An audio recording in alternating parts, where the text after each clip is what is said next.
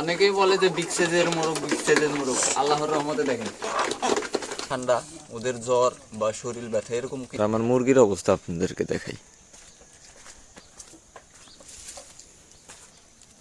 আর মাথা নিচু নিচু দিকে দিয়ে আছে, তো ঠান্ডার কারণে এটা। আর মুরগির পাত্রগুলো যেগুলো আছে এগুলো চেষ্টা করবেন যে আপনারা ডেইলি মানে পরিষ্কার করে দিতে। কোনো একটা সময় আপনার যখন সময় পাবেন আর কি, যখন খাদ্য থাকবে না তখন এই কাজটা করে দিলে আমার মনে হয় অনেকটা ভালো। কেননা এই ছোটোখাটো বিষয়গুলোই একটা বড় মারাত্মক বিষয় হয়ে দাঁড়ায় যখন আপনার মুরগিতে রোগ হয়। মুরগিকে গরম পানি খাওয়ানোর আগে আমি নিজে একটু গরম পানি খাই নিই, তো গরম পানি আনতে গেছি তো আমারে গরম পানি ধরাই দিছে। একটা গুতা দিবি, এক গুতায় আর নাড়ি বুড়ি ক্লিয়ার করে লাবি। এই হারামজাদা এর শরীর চাটে, যদিও আল্লাহর রহমতে সমস্যা নাই।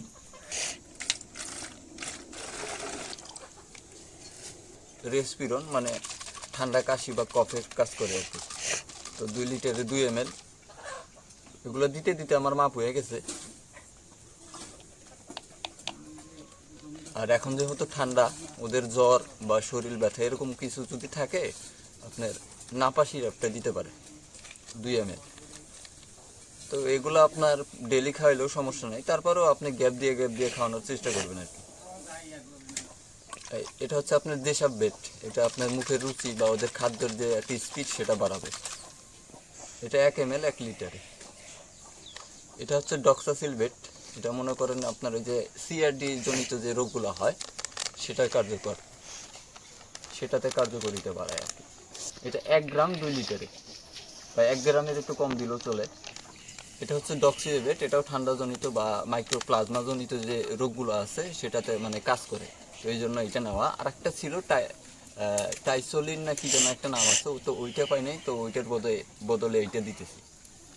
এগুলো মূলত সিআরডি রোগ যাতে না হয়, বা সিআরডি রোগ যদি হয়ও আল্লাহর রহমতে যাতে সুস্থ হয়ে যায়।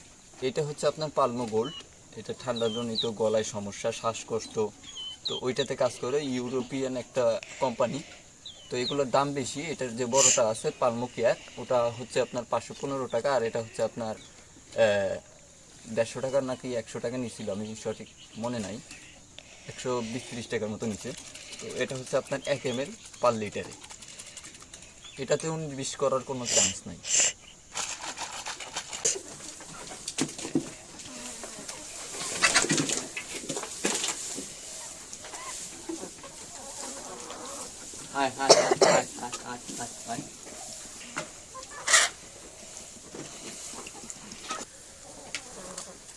তো ওষুধগুলো মোটামুটি সবাই খাইলে কিছুক্ষণ পর আইসা ওদেরকে মানে যে খাদ্যটা দেই লেয়ার 1টা সেটা আর কি দিয়ে দেবো ইনশাল্লাহ। অনেকেই বলেন যে আপনারা আমি খাদ্যর হিসাব জানি না, আপনি কি খাদ্য খাওয়ান। ভাই আমি এরকম এই যে লেয়ার 1-এর যে ফিডগুলো আছে না, সেগুলো আমি বস্তায় বস্তায় আনি। তা আমি যদি খাদ্যর হিসাব না জানি, আপনারা জানবেন কিনা আমি সেই চিন্তা করতেছি। আমি কিভাবে খাদ্য দেই না দেই সেটা তো একমাত্র আমিই জানি। এখানে প্রায় 1 কেজি খাদ্য আছে প্রায়। তো এরকম খাদ্য ওরা দিনে 3-4 বালতি খায়, মানে 3-4 পাতিল খায়।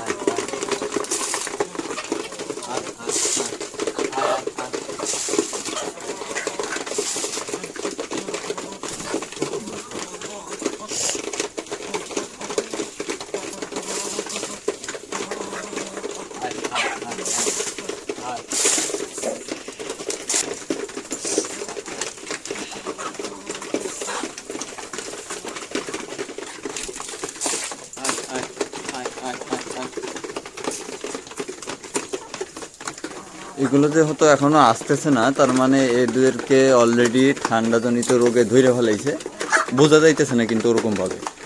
এই ফার্স্ট অবস্থায় আপনাদেরকে চিকিৎসা দিতে হবে যদি এরকম আপনার পরিস্থিতি হয়।